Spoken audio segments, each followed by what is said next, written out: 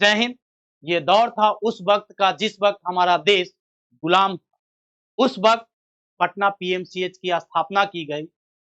जिस वक्त महात्मा गांधी की पोती इला गांधी बीमार पड़ती है तो इसी पटना पीएमसीएच में इलाज होता। उस वक्त कई महान स्वतंत्रता सेनानियों का इलाज इसी पटना पीएमसीएच में की जाती है। लेकिन विश्व का सबसे बड़ा दूसरा medical college, medical hospital Patna PMCH होते हुए भी आज क्यों पटना वासी, बिहार वासी पटना पीएमसीएच में जाने से कतराते हैं? क्यों इसे भूतों का शहर कहा जाता है, भूतों का महल कहा जाता है? क्यों इसमें आज भी इलाज उतना बेहतर तरीका से नहीं किया जाता है? 5,540 करोड़ की लागत से बना ये प्रोजेक्ट जो विश्व का दूसरा सबसे बड़ा मेडिकल कॉलेज कहला रहा है, मेडिकल अस्पताल कहला रहा है, उसका क्या है काला सच? आज समझते हैं। ये उस वक्त का दौर था जिस वक्त सर रिचर्ड टेम्पल जो है भारत दौरे में आते हैं। 1874 में ये बंगाल प्रेसिडेंट के लेफ्टिनेंट गवर्नर थे।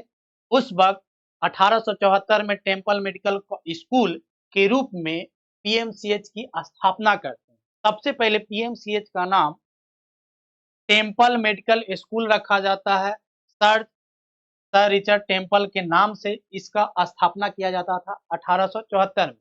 इसके बाद जब किंग एडवर्ड 8 जो है भारत दौरे पर 1925 में आते हैं तो इसका नाम बदल करके prince of Wales medical college रख दिया जाता है। बात करते हैं उसके बाद इसमें इसी मेडिकल कॉलेज में इला गांधी का इलाज होता है। स्वतंत्रता सेनानी, कई स्वतंत्रता सेनानियों का इलाज होता है। जब हमारा भारत स्वतंत्र होता है तो इसका नाम बदल करके पटना मेडिकल कॉलेज और अस्पताल रख दिया जाता है। इसको पीएमसीएच के रूप में जानते हैं। पूर्व प्रधानमंत्री चंद्रशेखर जी का भी इलाज इसी पीएमसीएच में की जाती है। लेकिन आज इसका सच क्या है कि लोग इसको भूत बंगला के नाम से जानते हैं और यहाँ इलाज के लिए जाने से कतराते हैं। ये वही अस्पताल है जो हमारे आजाद भारत से पहले का अस्पताल है, जो विश्व का अभी दूसरा सबसे बड़ा अस्पताल बन चुका। लेकिन इसका क्या है सच? जब यहाँ पे लोग इलाज के लिए जाते हैं तो उनको बेहतर इलाज नहीं मिल पाता है। साल 2020 में एक डॉक्टर की पत्नी को एडमिट नहीं किया गया था तो उनकी मृत्यु हो गई थी। बताइए इस अस्पताल का ऐसे बार-बार ये घटनाएँ आते रहती है। इसमें आप देखेंगे तो इलाज कराने गए इन गरीब मरीजों को पीएमसीएच कोई नहीं सुना और डाँट करके डॉक्टर जो है भगा देते हैं। इसके पीछे क्या रीज़न है? क्यों ऐसा व्यवहार किया जाता है?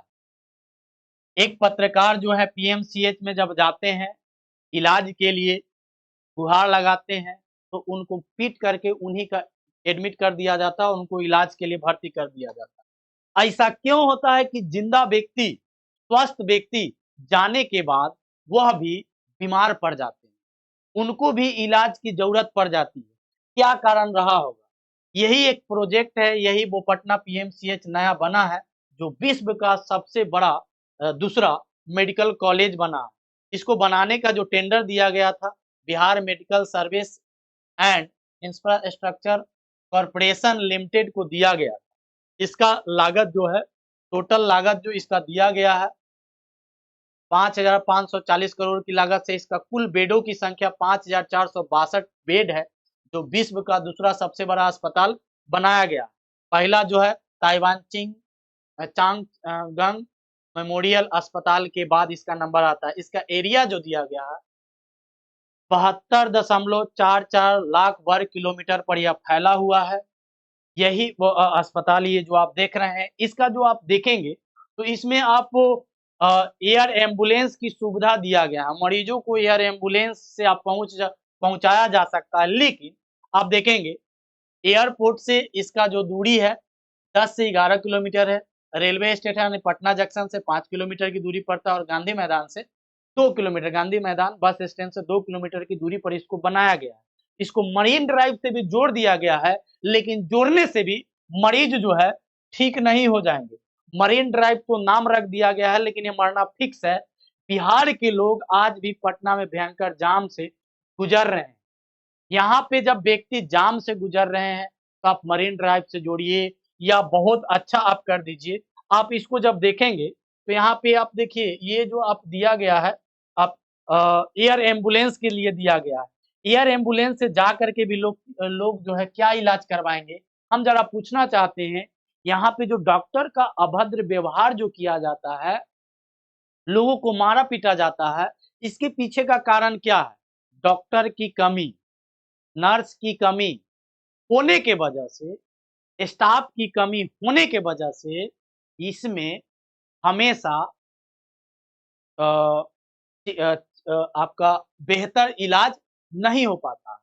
इसमें आप देखेंगे कि कई बार ऐसा घटना आया है कि मेडिकल वार्ड में जहाँ पे व्यक्ति का सलाइन चढ़ रहा है, वहाँ पे उसमें चूहा घुस रहा है, चूहा दौड़ रहा है।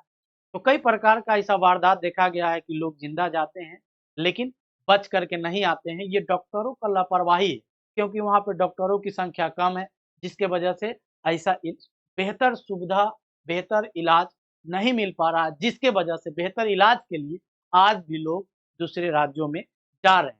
इस पे हमारे राज्य सरकार, केंद्र सरकार और स्वास्थ्य मंत्री को ध्यान देने की ज़रूरत है। जय हिंद, शुक्रिया।